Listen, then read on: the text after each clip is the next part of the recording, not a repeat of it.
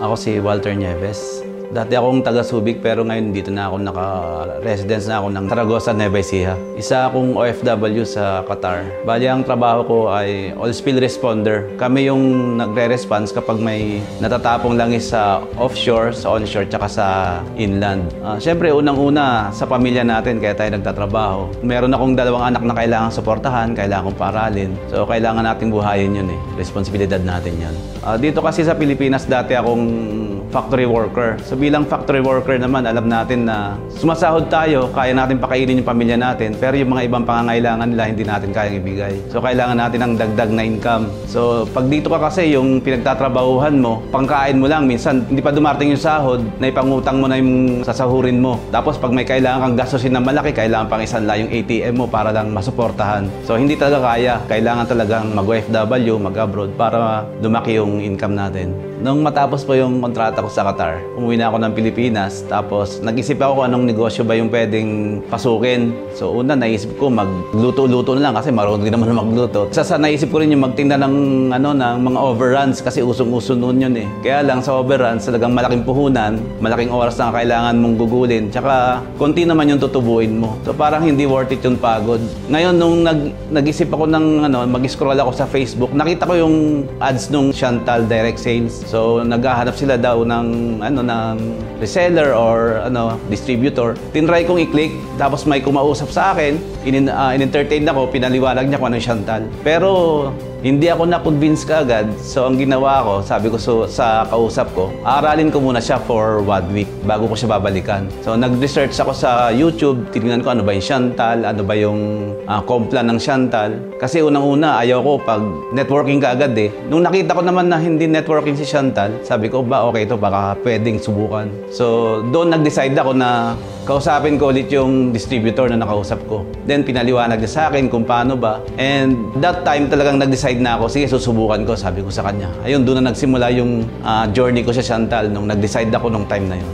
Sa challenges talagang marami. Kasi unang-una, pinasok ko nga to, zero knowledge ako sa e-commerce. Ano ba tong e-commerce? Ano pa tong dropshipping? So hindi ko talaga alam yun, wala akong idea kung ano yun. Nung sabi niya, tuturuan niya naman ako, ginrab ko na rin siya. Ang ginawa ko, tinatanong ko siya every time na magbebenta ako. Pero gusto ko rin gamitin yung sinasabing Facebook ads. Ano ba to? Hindi ko nga alam to, sabi ko sa kanya. So every time na susubukan ko, tatawagan ko siya. And then, nanonood ako sa YouTube kung paano ba tong Facebook ads. So, pag nanood ako ngayon, kinabukasan apply ko kaagad. Hindi pala dapat ganon. So, ina-apply ko siya. After 2 days, sunog na yung pera ko. Nagraran ako ng ads, pero talagang wala akong nabebentahan. So, sabi ko, wala yatang patutunguhan yung ginagawa ko. Talagang gusto ko na sumuko nung time na yon. Kasi wala rin almost 1 month, ganun, walang benta. Sabi ko, ano pa ba to? Kailangan ko bang ituloy to? So, yun talagang unang-una kong naging challenge. Yung talagang zero knowledge, walang alam. Malaking naging tulong na Chantal sa akin. Nung gusto ko nang sumuko, dito dumating yung SAP ng Chantal. Ibig sabihin, Chantal Success Achievement Program. So dito, tinuruan kami kung paano talaga mag-run ng ads, kung paano i-market yung products, at saka kung anong platform yung tamang gamitin. So dito talagang nabuhayan ako Natutunan ko talaga dito ko natutunan kung paano gawin yung business ng tama. Mula nun talagang binago ni Chantal yung buhay namin. Doon ko nakita yung tulong na ibinigay sa akin ng Chantal. Iba yung mga pangangailangan namin na ibigay niya. Yung pang-araw-araw namin nakukuha namin. Talagang binago Chantal yung buhay namin.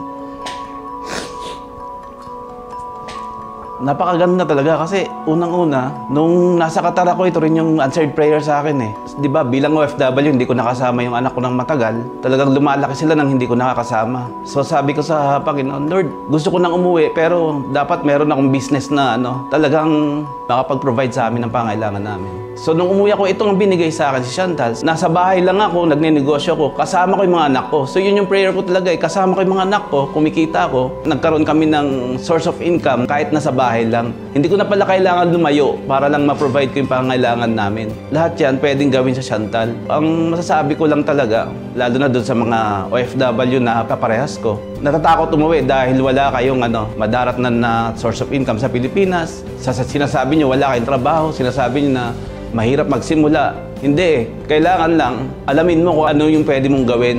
So dito sa Shantal, pwede kang magsimula kasi ituturo sa'yo kung paano eh. Katulad ko, 0-0 naman talaga knowledge ko eh. Pero itinuro sa akin kung ano yung dapat gawin. At saka yung mga itinuturo naman nila, yun naman yung ginawa ng mga successful dito sa Shantal.